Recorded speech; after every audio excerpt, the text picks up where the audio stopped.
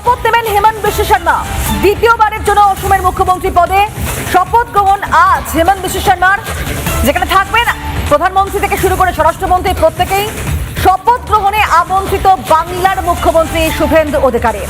অনুষ্ঠানে উপস্থিত থাকবেন শুভেন্দু অধিকারী। আর গত রাতেই একবার বিমানবন্দর থেকে কি ছবি তুলে ধরেছেন আমাদের প্রতিনিধি অর্ণব, দেখাই আপনাদের।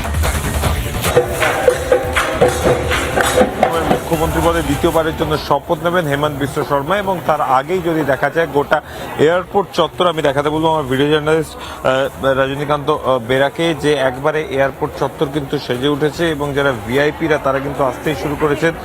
প্রধানমন্ত্রী নরেন্দ্র মোদী এবং তার সঙ্গে শুরু করে যদি দেখা যায় যে কেন্দ্রীয় মন্ত্রীরা তারাও আসবেন, উপস্থিত থাকবেন কেন্দ্রীয় স্বরাষ্ট্রমন্ত্রী অমিত শাহ, থাকবেন ডিফেন্স মিনিস্টার রাজনাথ সিং সহ একাধিক রাজ্যের মুখ্যমন্ত্রী এবং উপমুখ্যমন্ত্রীরা, এবং তার পাশাপাশি উপস্থিত থাকবেন বাংলার মুখ্যমন্ত্রী, পশ্চিমবঙ্গের মুখ্যমন্ত্রী শুভেন্দু অধিকারীও। এবং সেই শপথ গ্রহণ অনুষ্ঠান উপলক্ষে কিন্তু ইতিমধ্যেই জমজমাট অসম।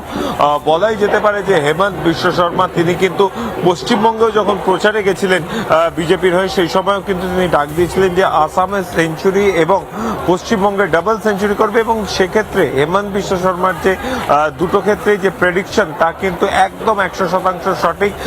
পশ্চিমবঙ্গেও কিন্তু ডাবল সেঞ্চুরি করেছে বিজেপি এবং আসামে কিন্তু সেঞ্চুরি করে হাঁকিয়েছে বিজেপি, এবং সেই জায়গা থেকে দাঁড়িয়ে শপথ নিচ্ছেন দ্বিতীয়বারের জন্য মুখ্যমন্ত্রী হেমন্ত বিশ্ব শর্মা, এবং তার আগেই কিন্তু উৎসবের আমেজ গোটা আসাম জুড়ে।